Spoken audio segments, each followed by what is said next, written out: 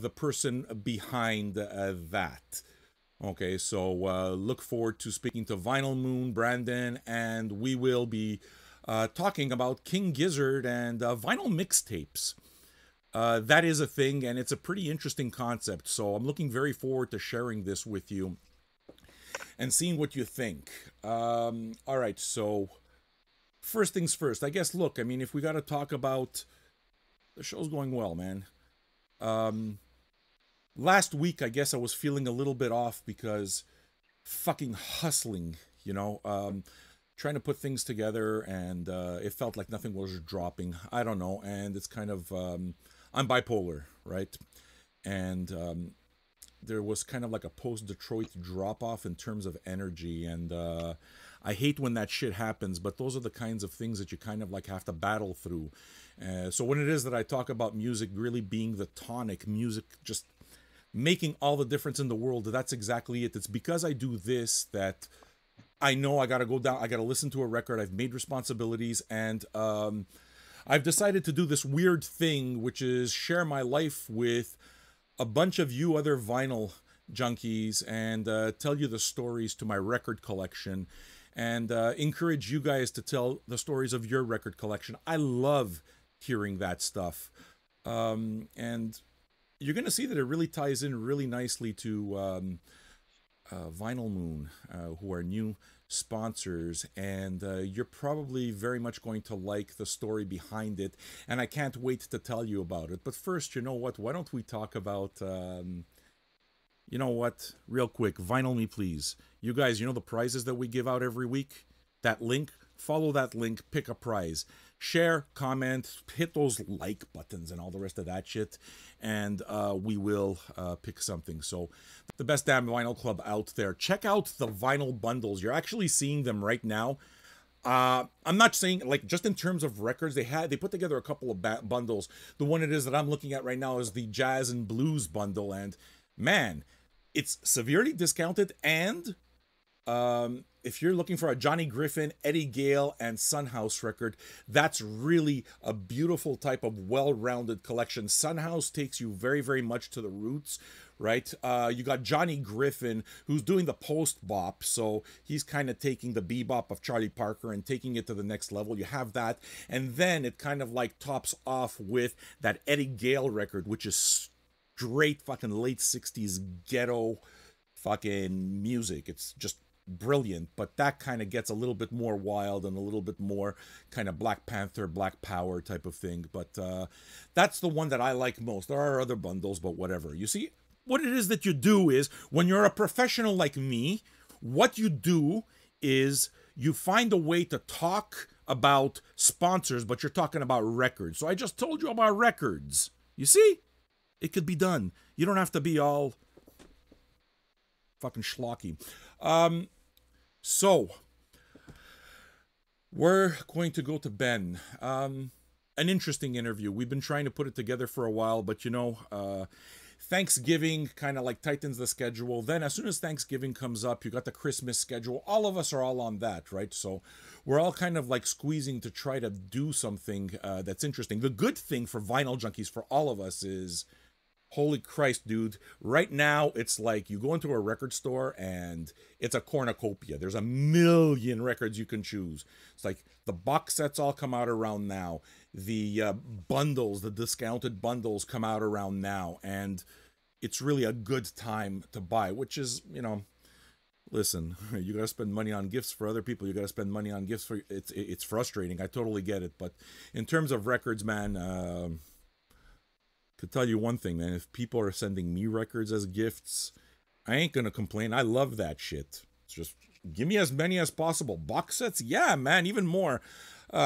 Last week on the forum, we had Eric Arnold take over the entire forum. He broke the internet in a way, in our little vinyl world. Still, 23,000 people. It's not like, but he posted something that just came out, one of those Christmas box sets, which is the Weird Al Yankovic squeeze box. I don't know how many records was in this thing, 16 or something, but it's a box set that's basically made exactly like a fucking squeeze box, like an accordion.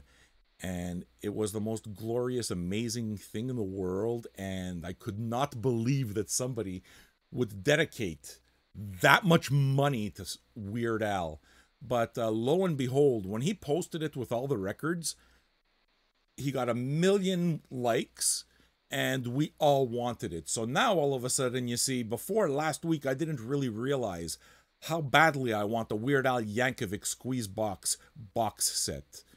And you see, the power of suggestion. When you see a bunch of records, a bunch of vinyl records in something that looks like an instrument, it makes you proud. I mean, it's beautiful, right? Can you imagine what that looks like on your mantelpiece right over the moose head? So, Ben Blackwell is what we were talking about, wasn't it? So, yeah, look, we're trying to put together interviews, and we had to put it off a couple of times, but Ben's been really cool, right? We finally got it together yesterday, and with an hour to spare, I put together a real quick thing, and we did What's in Your Cart. The premise behind that is that, visit our sponsor, Vinyl Me Please, in this particular case. We'll give you a virtual $100 to shop with, right? What would you pick within that cart? What would be your virtual cart? You can't go over 100. So we posed the question to Ben. It's the same type of idea as what's in my bag with Amoeba, right? But we're looking at the way it is that we're doing it here in terms of online shopping. So $100. It's a nice cart, man. What would you get? And he proceeded to give us choices.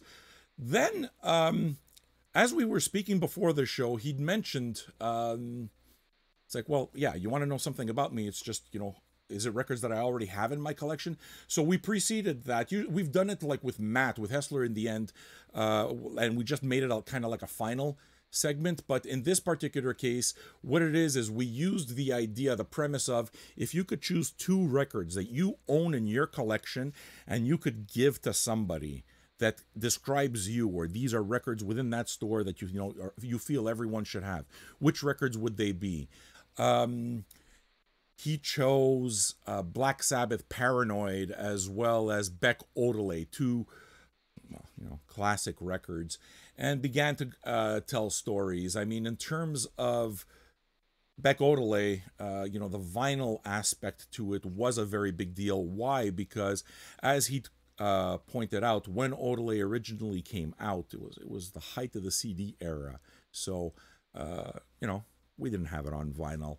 Having it, I know that they, produced other variants, but yeah, VMP really did the entire job. And then the interesting one for me was Black Sabbath, Paranoid, right? And it led to some quotes that I really liked. He's an infinitely quotable guy. Now, I should tell you that the show, okay, what wound up happening is if you guys live streamed through Facebook, you probably noticed that at about the 35-minute mark, it kind of cut off. Look, man, I can't do anything about the Facebook glitches, but I did notice, however, that on our YouTube channel, which is there, just look for Vinyl Junkies on YouTube, you're going to catch the entire shot. You're going to catch the whole show. I felt, if I had to kind of look at this thing, look, I'm not pretending. Sure, I did college radio, and I've talked about music my entire life, and I enjoy telling the stories, but the fact of the matter is, guys, man, I turned on this camera. I didn't even have the mic in May, and then eventually we turned on the mic, and it got here, and this entire process is a ride. Vinyl Junkies is a ride, so, you see, fucking Blackwell, rude guy. So we're having a show, right? Now, I felt a little bit self-conscious because it's the first time, me and Hessler knew each other, but this, besides just a brief meeting in Detroit for a little while and him agreeing to do something, it's like, cool. So, he, I wasn't sure how to approach it. It's like, how do you speak to somebody? And usually that getting to know somebody, obviously the entire concept, right, behind what's in your cart is you speak to various people in the music industry, whether they're artists, whether they be behind the scenes, but I'll try to put together interesting people to choose those records, and we will learn who these people are through their record collection, and the stories ensue. The thing is that doing it with Hessler of VMP is a bit cheating because I've known the guy for a while and we speak a lot, so we kind of get it. In terms of with Ben, it was frustrating because it kind of took a little while for me to get my bearings. And but once we got going, I realized that synergy of records, it's fucking palpable. So that last 10 minutes that was missing from the YouTube, from the Facebook on YouTube, it's actually, I would think, probably the best 10 minutes because the conversations went in a whole bunch of directions that thrilled me. Okay. So at the beginning of the conversation, look, I'm self-conscious about the type of show that I do because, yeah, I'm a dumbass who sits in his pajamas and I do it in, in my basement. But the deal is that who gives a fuck where you do that, right? As a matter of fact, you want to go watch the What's in Your Cart? Go have a look at what Ben is in. I see a yellow wall in the background, and then all of a sudden he turns his chair. There's a fucking streak. It looked like he was recording from a broom closet. And I'm thinking, Mr. fucking Big Shot over there, Mr. Third Man. It looked like a broom. I thought a janitor was going to pass by, you know? By the way, Glenn Miller played. So, and I just lost, oh fuck, now why am I thinking of All in the Family? I lost my train of thought. You guys are supposed to put me right back on track. What was I saying? Songs that made the hit parade. Guys like us, we had it made. Those were the days.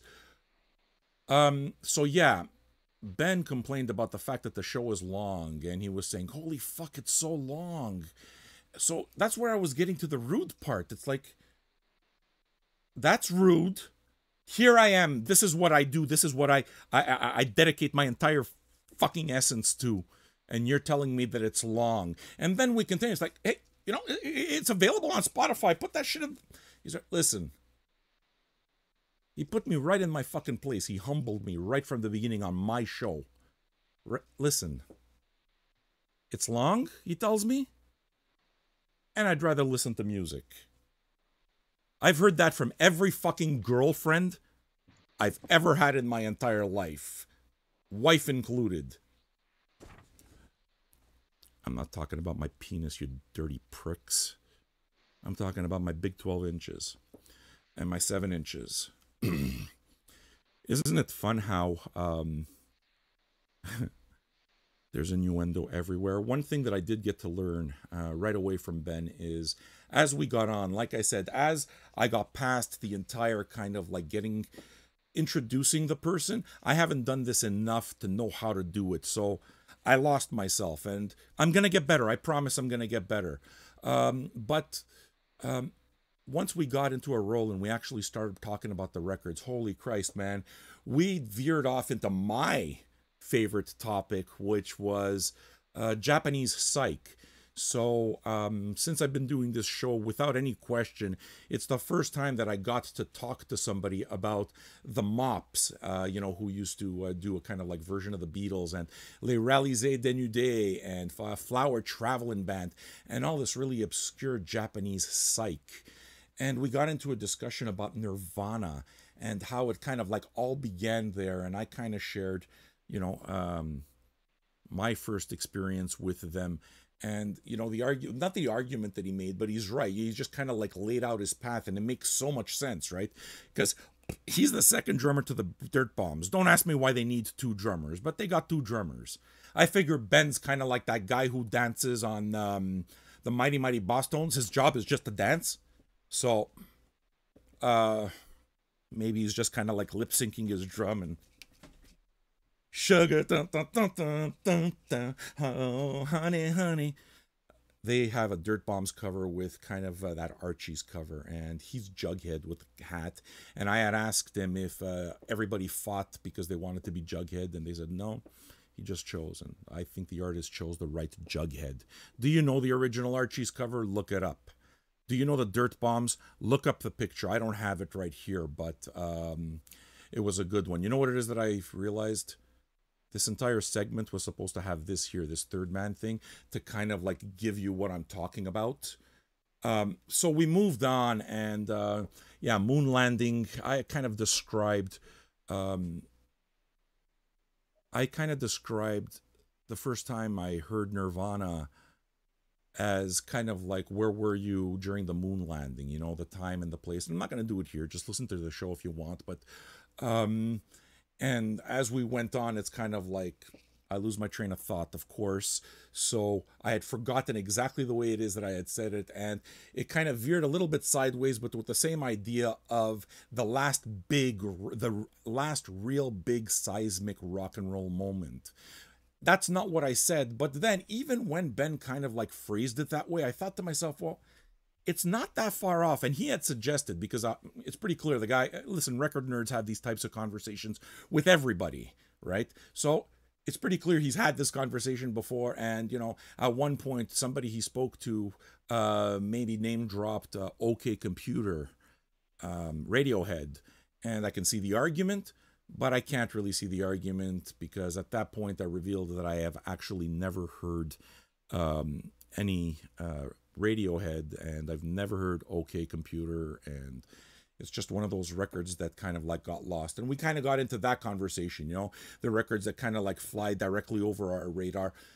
What I'm trying to say is that it was just a fucking great time. And if anything, listen, we're not talking about any professionalism. That is not something that I am. I'll get better, but there's a fucking just exuberance that happens where, like, I can't get the words out fast enough, because I'm finally like, I'm at play, man. I'm talking about music. I'm talking about art with people who love it as much as me. And this entire idea, we've done it only a couple of times, but I can't wait to see where it's going. Okay. Because I got to discover that, you know, if you really want to know about Ben's record collection, as he was talking about Sub Pop singles, you also need to kind of like understand 7-inch culture, because I was catching a lot of like, you know, he'd refer to two-siders and he'd refer to a lot of 7-inch culture. So I'm liking that. And we left off with the idea that, Jesus, man, we could have taken this in so many different directions. So, I mean, for myself, if I could cut the first 10 minutes out and then kind of focus on the other once we kind of like get into that, it was fun. And it's really, I'm starting to get the feeling of where this is all going, and I can't wait. And I have approached other people for interviews, and you will be amazed when you find out. I promise you're going to meet interesting people here. I will, you know, not introduce, because a lot of you will know them, but we will talk to many different people from different types of music, different parts of the industry, and I'll put on the best show that I can. Even though I'm a rank amateur, I figure the passion has to speak for something. So I'll be exuberant, and you guys can all laugh at me. I'm good with that. So that, dear friends, is my Ben Blackwell story. Also, one more thing where we left off in terms of records. He left off like, we're going to be doing something with Third Man. I'm really happy about that, because to me, they take vinyl so seriously, and I think that their ethos and the way the Third Man handles things is very in line with, you know, the mission statement that we try to do here at Vinyl Junkies. So to me, associating with that type of a label matters. Getting to know that catalog is fun, but I had admitted that I don't know the Third Man catalog very well at all. So at the end of the conversation, he said, hey, look, just make me a list of the stuff that you want. And then I thought to myself, well, why don't we do exactly like we were talking about the show, you know? We're discovering each other through our record collections, like two dogs sniffing each other's assholes. So I'm not going to tell you what to send. We've had a conversation. We've got to know each other, at least just a little bit, but we've gotten to know each other through music, through vinyl. Send me what you think I would appreciate. I have no idea what he's going to send me. I can't wait. And hint, hint, I really hope you got some dirt bombs in there, because that shit rules, man. They did a cover album where they cover Sly and the Family Stone's Underdog. I've never heard a cover of that. And, yeah, I'm looking forward to being able to talk about that. That's good content. Now, we're going to move on to King Gizzard, all right? And this is where it is that we bring Brandon in from Vinyl Moon. King Gizzard did something really cool a couple of weeks ago. On November the 15th, they released an album, which, I mean, if you follow vinyl news, and especially if you're King Gizzard fans, I'm sure you saw it for yourself, but they released a record on the 15th, and basically rights free. So that's to say that you can do what you want. They didn't put it on any format. The entire idea was simply to put out the record, release the artwork, just high-res artwork, and do what you want. And the encouragement that they were doing with this is you don't have to pay any license, nothing, but do what you want. Make your own CDs, make your own mixtapes with it, make your own art, because King Gizzard has a really cultish following. And actually what I'll do is I'll move on to Vinyl Moon. Yeah, King Gizzard really has a cultish following. So what happens is they're known for their vinyl variants and people following that stuff around. And I really like the kind of DIY way that they do things. So what happened is the minute that this record came out, the record is called Polygon. Fuck. Why do they do this with names? Polygon Dwanaland. Polygon Dwalaland. Okay, that came out on the 15th.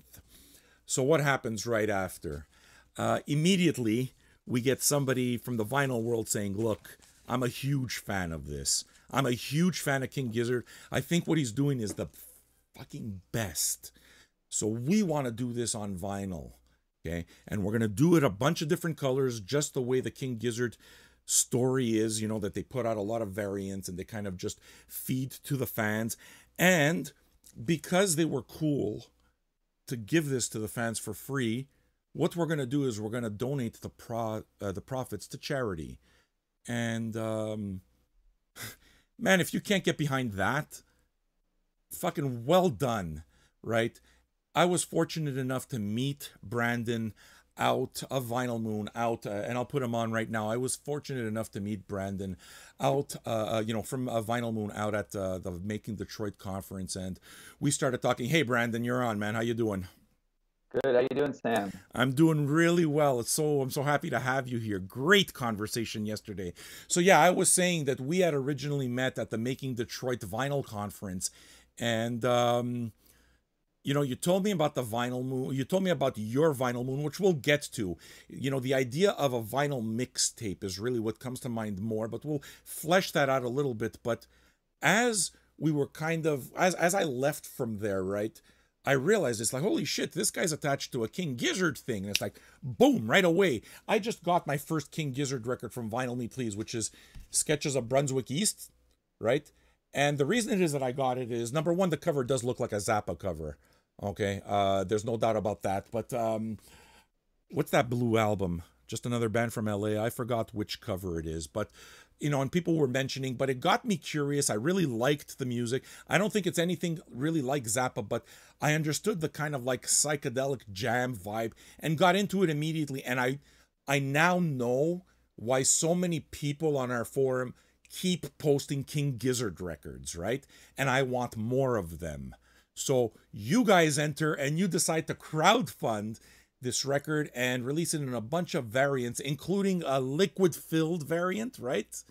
And a really cool, actually, I think I just put up the poster. Can we see that? I just want to make sure that I can, here we go. What I'm going to do, oh, just give me 1 second. I'm just going to put something here and just put up some pictures so that people can see the variants. And I'm kind of like in between things, that's fine. But you can see the color variants of the vinyl. How did this come about, man? Tell me a little bit of the history. So it's an interesting story because I did this with a partner, Matt, from Too Many Records, and it all happened when Monday night, 2 weeks ago, they announced, hey, we're putting out this album and we don't own it. You guys own it. And King Gizzard was one of those bands that, much like you, Sam, I had heard the name kicked around. I hadn't taken the time to dig into it, but Matt said, hey, you got to check out this band. You got to check out what they did. And so immediately I started listening to the music. Immediately I was sold. Immediately kicking myself that I'd taken so many years and so many albums to get into them.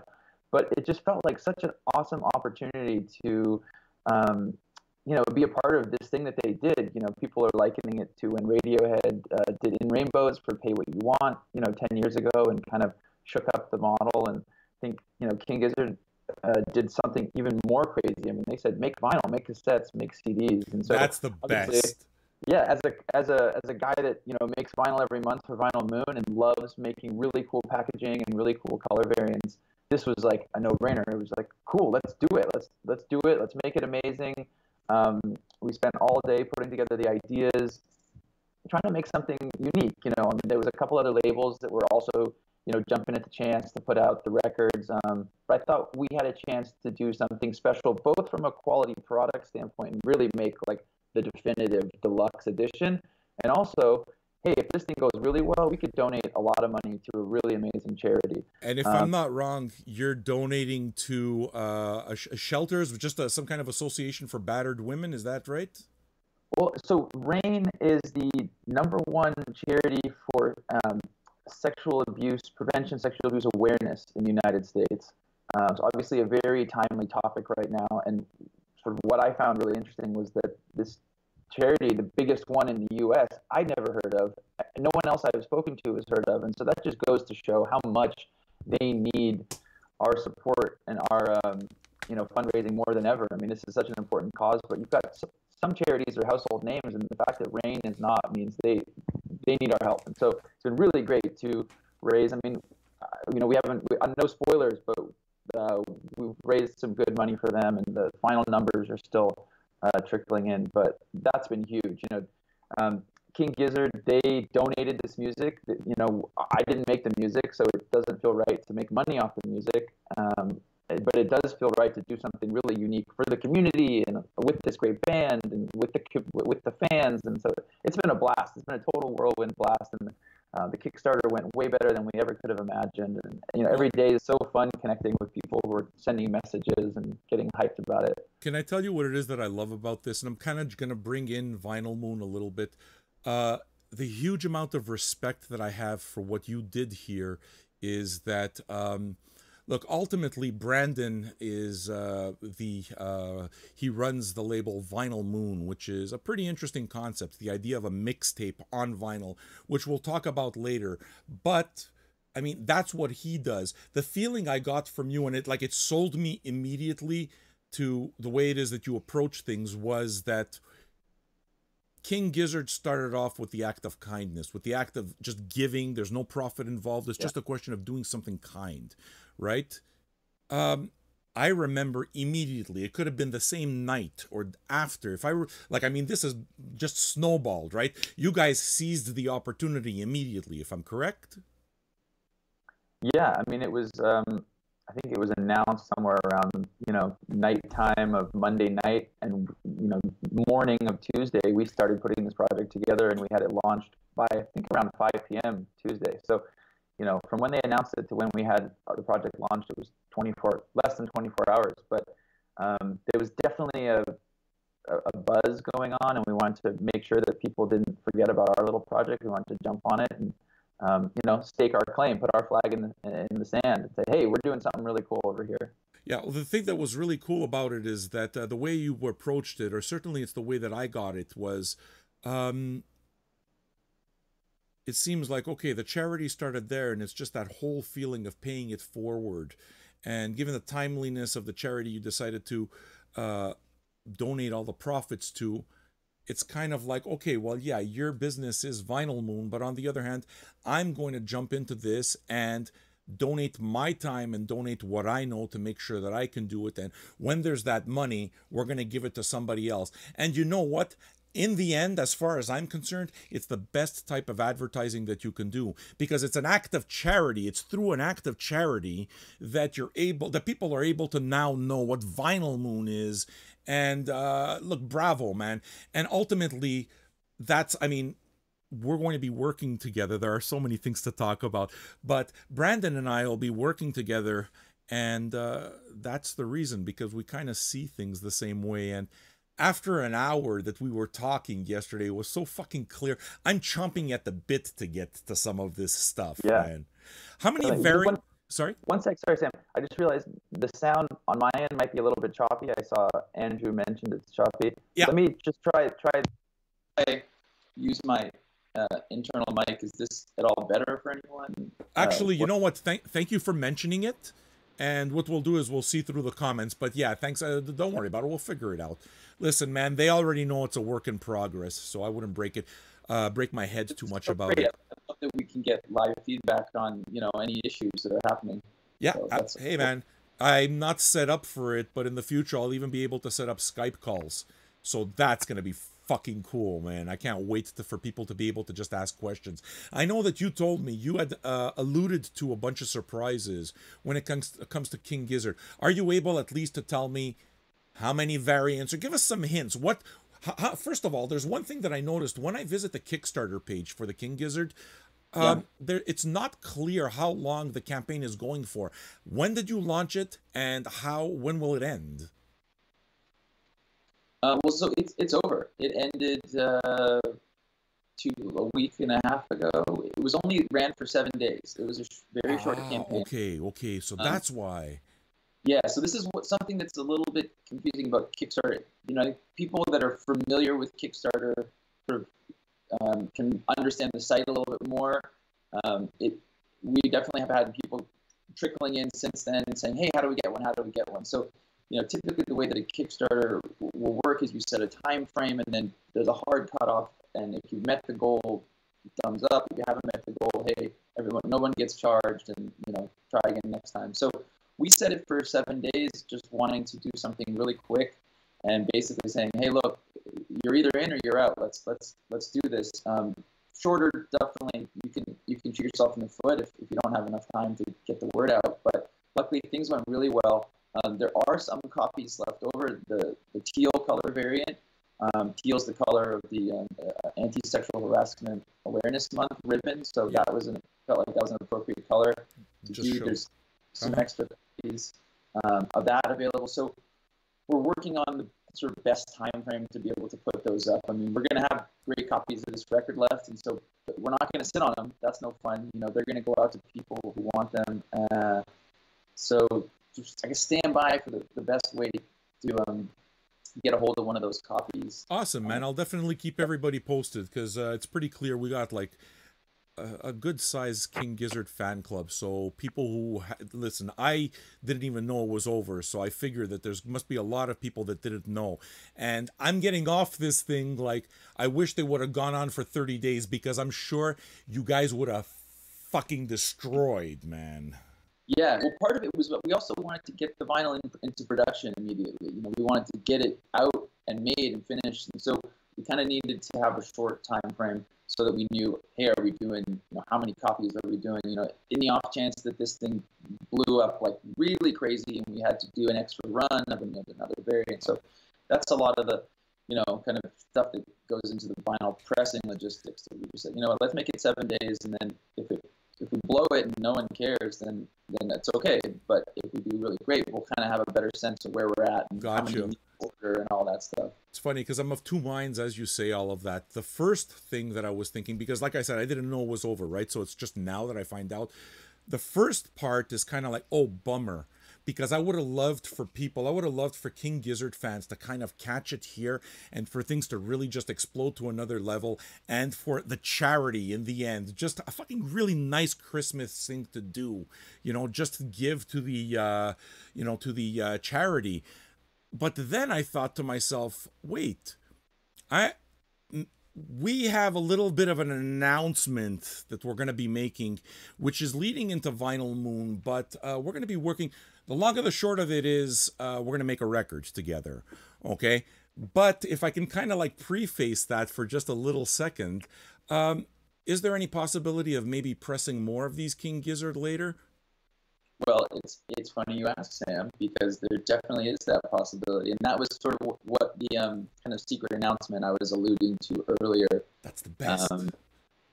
We haven't really got too much into Vinyl Moon. I know we will, but Vinyl Moon would make records every month, and really like to make special things, and everything is for members. It's it's a club, and so from day one with the King Gizzard thing, it was like, well, this is fantastic. We want to do this for the public and for everyone, but we also want to do a special variant for Vinyl Moon members. And so that's what we're working on. It's going to have everything awesome that you've seen on about that variant, but we have a couple other tricks up our sleeve. I'm not going to get into too much specifics, but if you're someone that loves Gizzard, you'll love it, obviously. And if you're someone that has eyeballs, you're going to love it even more, because there's a couple of visual tricks and bonuses that we're going to be putting into this Vinyl Moon exclusive version. And so that More details to come on that. We also have, like I said, a couple extra copies that are unreserved of this Kickstarter variant that we'll be putting up. And so, being a small, scrappy operation, things sometimes are a little bit slow, as you know. So it's figuring out how do we put the pre-order, how do we set up this, and how do we get it so people can pre-order it. I have a dream. I have a dream. My first dream is putting you on the spot. But I would love, because Vinyl Junkies is such a community and it all comes together. And I'm putting you even on the spot here, okay? But I would love for us, the Vinyl Junkies community, to put something together and put together a fucking Vinyl Junkies variant and play off the yellow parts and just do something special for these people, man. There's so many people buy records, man. We're all here because we buy them. I would love to offer something something special to them, and you guys would be the first ones. Vinyl Moon would be the first ones to offer that. I'm an asshole for saying this live, right? No, that would be really cool. I think that'd be so fun to do a Vinyl Junkies, like you said, maybe yellow as like a really cool, as a core color of a vinyl. Yes. Yeah, I think we should look at the logistics of that and figure out how to make it work. And people can chime in here if they would be interested in a Vinyl Junkies yellow vinyl variant of Polygon Wonderland. That's amazing. It's kind of like preluding where we're going, but you just gave me the best moment of my fucking life. Thanks. The best moment of my Vinyl Junkies life. I got fucking goosebumps, and it's hard for me not to get emotional about it, but this isn't about money for me. This is really about I want to bring back John Peel. To me, even though we're doing this on screen, this is supposed to be radio, okay? And the passion of music, people just fucking going through their fucking Spotify and a bunch of things, all that's beautiful, but vinyl is special, and people can just say that it's a product. It's not that. It's bringing a bunch of us together, and the idea of being able to offer something to the people that support us, to the people that buy our records. If this project ever happens, and I know I put you on the spot, so I'm almost kind of like waiting for the other shoe to drop, it will be the best, it'll be the fucking highlight up to now. I didn't know this was going to happen, Brandon. Yeah, but I mean, it's the beauty of, you're talking about a gift. I mean, King Gizzard gave us this gift and said, hey, guys, go crazy with it. And I mean, there's been some labels that have done some crazy variants, some, 8 locked grooves of 1.8 seconds, some, inverted the colors and blah, blah, blah. So people have gone nuts with it.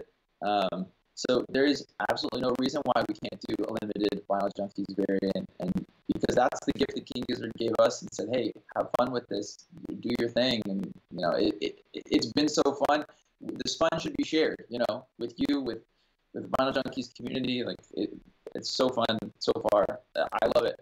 What it is that I'd like to do now is really just jump into what you do and how you come in. And in the end, it's kind of, we can say that it's unfair that we haven't gotten into Vinyl Moon, but the reason it is that I wanted to do that, and maybe it's bad from a marketing perspective, but I wanted to kind of establish what the passion was before even telling them. It's like, they've spoken to you for so long. Brandon, he ran a blog called The Burning Ear, where he put together a bunch of music and built himself a nice readership, and he'd share this music. Eventually, and you're gonna, please fill in when you can, but eventually he decided, first of all, before we even, what Vinyl Moon is a mixtape on vinyl, okay? But we got to speak a lot. Why don't you tell people the history? How did you get into all of this? What was the first kind of like kernel? Sure. I mean, I think anyone's first kernel with music can be a long, tricky story. For me, I really got into music when my stepmom Brenda came into the picture. One of the first things we did to bond together when I was 9 or 10 was make a mixtape.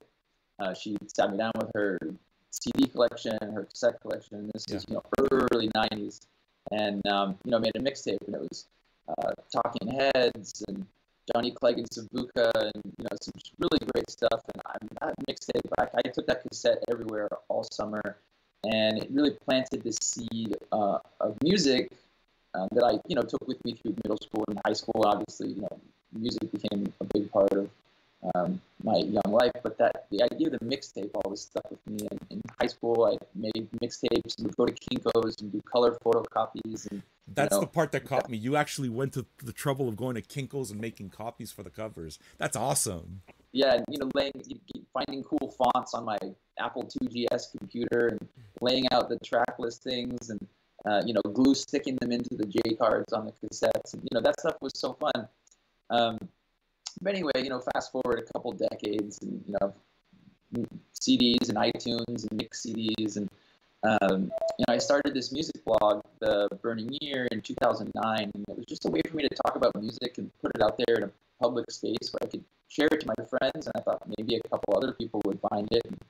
And, over time, it, built a community, and this sort of unexpected thing happened. It was like, hey, a lot of people are reading this, a lot of people are, connecting with this person who wants to share music. And even though it wasn't that long ago, it's sort of funny to remember that 2009, the music online landscape was totally different. There was no Spotify. SoundCloud wasn't even really a thing. It was MP3s. People still wanted MP3s. Blogspot was a thing. Yeah. So but it was great to kind of the Burning Year, which turns 9 years old in February, which is crazy. Definitely the longest project I've ever had running. But to have this blog kind of grow with the community and grow with the bands, and at first it was MP3s, and then it's SoundCloud, and being able to share music with people. But again, after a couple of years of that, I really started feeling like, hey, I love this. I love this thing of finding music and sharing it with people that I think would like it, and finding bands that deserve more attention. But it felt like sometimes putting stuff online is just kind of putting it into the void, Yeah.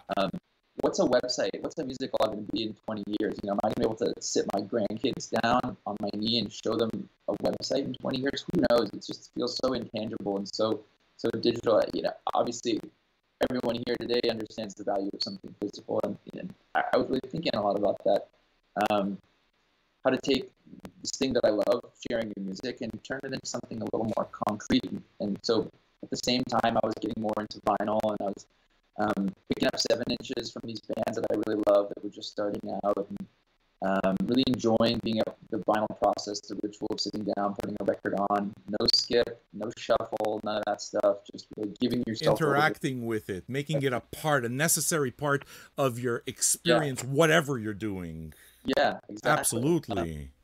And so the idea kind of clicked from this feeling of, hey, I love these 7 inches from these bands, but I wish I could sit down for longer than 3.5 minutes, So I wish someone would take all these 7 inches from all these bands that are great and they're just starting out, and I wish someone would put them on a full-length LP. That's something I would buy.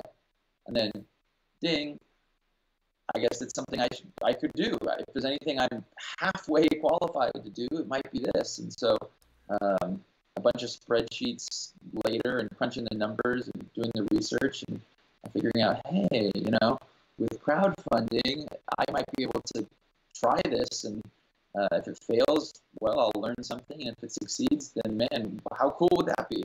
Gotcha. And, yeah. That's sort of the abbreviated history of my love affair with music that led me up to Vinyl Moon. And lo and behold, I remember I did check out your Kickstarter. You started off with a 10,000 goal, and you nearly doubled it. So yeah, bravo. Actually, if anything, hats off for really still being able to do this. You're up to volume 24 about, right? Right. This month, 23? December will be 28. Holy smoke. So 28, so bravo. To me, that's something that I've come to describe as the just the Melvins thing, the Melvins effect, which is to say that you just fucking keep plugging away until they like you. Okay. And it's a conversation that I had also with Ben from Third Man yesterday, and you guys talking about 7 inches immediately made me think about that, because he was mentioning off air that he's got over 4,000 7 inches, and that's really his big thing, and he kept referring to two-siders, and As I'm hearing you talk about this, buying the 7 inches at concerts and stuff, and I hear that, all of a sudden, as a vinyl person, I feel like I'm missing out on this entire subculture. And you guys are kind of, fuck, man, should I start looking at 7 inch records as Well, well? I don't know. I think it's interesting what you're saying about Ben. I have no doubt that there is a 7 inch subculture. I do not feel like I'm closely tied to it. I think for me, my experience with 7 inches came mostly from I love this band, but they're brand new and this is all they have. And so if they'd had a full length, I would happily have bought that. But I was getting 7 inches because it was sort of all that was available from these bands. But truth be told, they're not what I listen to. When I want to go and have a break from the day, I'm often not putting on a 7 inch because I want something a little bit longer. But do I still buy them? Yeah. Do I think you're missing out? My 2 cents is come over to my place and you can listen to some of my 7 inches. You don't need to clutter your space with anymore. The deal is that I got a bunch of them. It's not like I don't. I don't have 1,000, but I mean, I must have maybe 500. Yeah, And that's the not thing nothing. that I do like is that a lot of the times it's bands that give them to me. Okay, so they wind up being from bands that are opening up for other club bands. So like Napalm Death will play, and they'll play like a 500 person place or even smaller sometimes. I've seen them like up to 1,000. Anyway, all this is to say that all the bands that happen there, and depending on how many people are opening for the headliner, sometimes you start getting into the locals, meeting those people 7 inch, and seeing these young hungry bands, right? Pulling together their money so that they can finally put it on something and being proud and wanting to hand it to people. I did receive a lot of my collection, a lot of my 7 inch collection that way. And fuck, man, it seems like just the most organic, most it's the first time I see it this way, actually. Okay, but it seems like the most organic, most grassroots way to show your support for independent music or for bands that are just starting out. Yeah, and also some of that came from talking to bands about 7 inches. I think it's really true what you're saying about to have a band really put their money into a 7 inch and commit to a physical format and say, hey guys, we know we're tiny, but we want to offer our fans something, and so we want to press these 7 inches and we want to offer them for $5 or $7 at shows. I mean, that's huge. But the flip side of that, and a story that I heard a lot from bands I was talking to was, you got to press sometimes 300, 500 of these things just to make it work. Yeah. So you get these bands and they're excited and they're dedicated. They put the money together and then they end up with 400 of them in their closet. And for a small band, when you're sinking maybe 1,500 or $2,000 into a 7 inch, and that's money that's tied up now in your closet. You can't sell as many as you thought you could. Yeah. And that's money you could put towards touring or put towards studio time. It can. So many bands I talked to were just like, man, our 7 inches, like, we're happy we did it, but on the one hand, it kind of screwed us long term because we weren't able to sell as many as we thought. And so that was part of the idea of Vinyl Moon 2 is saying, hey, let's take the pressure and the strain off of these bands. Let's let them get onto a physical format, and let's let them have their song on vinyl without that risk and that upfront cost on their behalf to press a bunch of them when they don't really know, are they about to have 10,000 fans, or are they going to have 1,000 fans? The early stages of a band where every dollar counts and you're trying to figure out, do I pay for PR? Do I pay for artwork for the record? Do I pay for CDs? Do I pay for Well, vinyl? All those things. this reminds me of kind of like a couple of things. I mean, first of all, you're completely right about the mixtape, you know. But further than that, somehow I started thinking about the sampler record. When labels put out kind of like a very discounted, a severely discounted kind of like sampler record of their stuff so that people can get a taste of a whole bunch of things. And I remember back in the 70s, they used to sell those sampler records in pharmacies, man. In pharmacies and grocery stores. And the minute you start talking about using that Vinyl Moon as a manner to promote these bands and take care of that and introduce them, that's the kind of my head went back to being 11 years old and seeing these records on pharmacy shelves. Absolutely, and that for me, the compilations were a huge part of growing up. As a kid, getting into punk music and ska music, there was so many great, $5 punk and ska compilations in the '90s, and I discovered so many bands that way. Millencolin, lots of the band's Warped Tour compilations that they would put out every year, and that was huge. And being able to go to $5 for a brand new CD in the '90s, that was a bargain. And sometimes those punk ones put up 20 tracks on there. And that was big, and so I've got a big soft spot for compilations, and even now in the vinyl world, oftentimes when I go to a record store, I head straight for the compilation section, because where else can you get 9 or 10 smash hits from the '80s or the '70s all on one record? Yeah, the K-Tel idea, eh? Yeah, and just you're getting all these hits back to back to back, and you can throw that on at a party or whatever, and not have to change the record, and so. Sometimes those older compilations weren't the highest pressing quality. No, not at all. Experienced, but still, there's something fun there. It's definitely like a taste of that era. You get the really crazy like '80s graphic design layouts with all kinds of pink triangles and squiggly green, doodads, and they're time capsules. Definitely time capsules. What I'm enjoying about this is that after our conversation, it's pretty clear that we both understand that it's just a process, and we're gonna work together in a way where I'm going to be able to see what you're doing and the ideas behind it in a very organic type way. And it led me to an announcement that I'd like to make right now. On my very, very, very first show before, oh man, you have to see this thing. I was sitting on this fucking horrible green chair that I had from my first marriage. I bought it in '96, and I just never had anything. And it was just a camera. There was no mic, but the first video was basically me talking about why I started all of this, because people kept asking. So it was, but from there, from that one show, one thing that I had said right away is, who the fuck knows where all of this is going? This is not professional. This is passion, period. Okay? But I said something. Hey, how about Vinyl Junkies Records? Why the fuck not? I don't know, but this matters, and you want something that represents this community, right? And then you come into my path, and you do these compilations, and then we talk to each other, and I'm in my car, because I was driving to a dinner, I'm in my car listening, and holy fuck, we can do this together. So what we're going to be doing is we're going to be making a record in conjunction with Brandon here at Vinyl Moon. He'll take care of a lot of the details, and we're going to pick some music. I don't know what music. I don't know what theme. Neither of us know what it's going to look like. We know nothing. The only thing I can tell you is that this conversation happened less than 18 hours ago. And it was in my car, and I've been thinking about it ever since. And a lot of what I'm saying right now, Brandon is actually hearing for the first time. Dude, we're both we don't know how long this is going to take or where it's going, right? No, but I'm really excited to get it going. You know what? And I'm going to be, by the way, I'm going to be curating this music. So I'm going to be picking music from disparate sources, and it's going to be my mixtape to you. It'll be the first one, brought together and in conjunction with Vinyl Moon.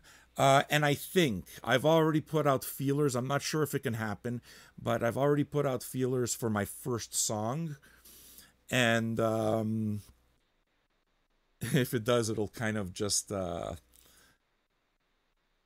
set the stage for the way the rest of it'll sound. Even Brandon doesn't know where I'm going with it, but would you be open to doing a double album? I mean, it's possible. It definitely gets more expensive, as you know, but yeah. And it's possible. And the way, for people who aren't familiar, the way Vinyl Moon works is it's a mixtape of new and up and coming bands put together on a cohesive flow. So there's definitely a vibe going on in the mixtape. 10 songs from 10 different artists, and every month I curate these mixes, and I love doing it. It's really fun for me to dig deep and find great songs that I think more people should hear. But I've always wanted to partner with other people and have other curators and other voices bringing their music to the table. It's hard though, because I've invited other people and people, oh, I don't know, this and that, and you know, it's a commitment. It's not something to be taken lightly. But you know, when I met Sam and we started talking about it, it's like, if there's anyone I have faith that will come through with an amazing collection, I'll all come through. It's not going to shy away from the, you know, the back and forth that's needed to make it happen. I mean, No way. Absolutely make it happen. What's really fun about doing Vinyl Moon is the packaging and the presentation and all of those things. There's a budget to do this and to make something really awesome. And so, is a double LP? Yeah, possible. Yeah. Is tip-on possible? Yeah. Is die cut possible? Yeah. Is a 20-page booklet possible? Yeah. But you know how I take it? Maybe not, but we can figure out how to fit it all in. The way it is that I take it also, though, is, look, Ben said something pretty interesting, right? Because when we were talking before we did our What's in Your Cart, we were just kind of like, he was, you know, giving me his impression about the podcast, and he had told me that he had listened only to the one where I kind of like talk about Detroit. So I made a joke about the fact that he just wanted to hear how he comes out in the whole thing.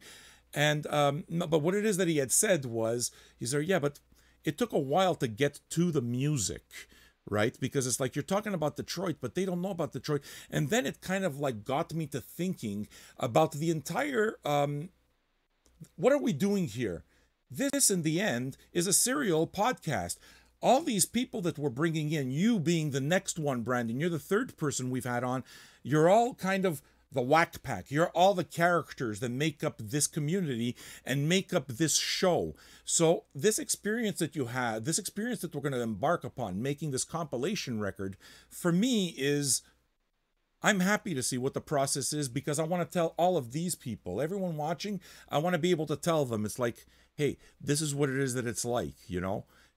Kind of like, I don't know. Maybe it doesn't matter to people at all, but it matters to me. I'm 47. I'm going to die soon. I got to fucking find my thrill somewhere.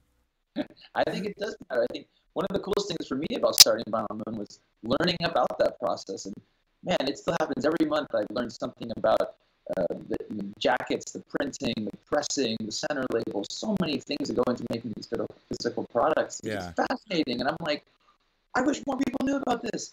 This is amazing. This is so cool. Getting to see the records pressed in the plant is amazing. Getting to see the jackets printed on these 40-foot-long Heidelberg offset presses, you know, the behind the scenes of making a record is unbelievable and so much fun. And so, you know, being able to share that part with more people is something I haven't had much chance to do yet. So if you can be the microphone that can share how cool it is to make a record, and, it'll be amazing. The chemistry and the galvanics and the nickel plating and the lacquer cutting and the baking of the center labels, all these things that, you know, you collect records for years and you have no idea that's what it takes to make a record. And then, you know, we already have an appreciation for these things. To me, but once you know how it's made, it's like, it's unbelievable. It's like you're holding a magic. Yeah, but to me, you see, the thing is that I'm approaching this as listen, I'm a music nerd, okay? I'm a vinyl guy because I do believe in the artifact. It's not a question. I'm not one of these guys, you know, it sounds better. I don't give a shit so much about that. Although I want it to sound good, but for me, it's just the entire experience, and that sound of vinyl is one of those experiences. But it's about the jacket. It's about a whole bunch of things. Discovering all of these aspects. I've worked with people in music, but through a completely different field altogether. So this whole idea of the fan now approaching it from, you know, the packaging and the creating aspect of it is going to be fascinating, because I've listened to this stuff my entire life, and now at this age only are we going to be doing this for the first time. And I mean, I'm pretty sure I'm not the only guy in the audience. There's got to be a bunch of people that just, you know, hey, they don't know how this works. Yeah. Let's hope it'll be interesting. I hope so. I think so. I mean, I get excited about it, so I figure there's got to be other nerds. Yeah. All right, dude. Looks like we got it all done. I'm looking forward to it. Actually, you know what? Just to mention, on that first, not on that first show, but one of the early shows, a project that we're supposed to do is this Bill Evans Trio project. And And I thought that would be the first record, but it looks like this one might. So we got a little bit of horse race happening between the Bill Evans Trio record coming out and this Vinyl Moon, Vinyl Junkies coming out that we don't know yet. Dude, I hope you liked it, man. I loved this. This was fun. Yeah, really fun. Really fun. Cool, man. So, hey, guys, thanks for tuning in, and we'll catch it soon, and you and I will be speaking, man.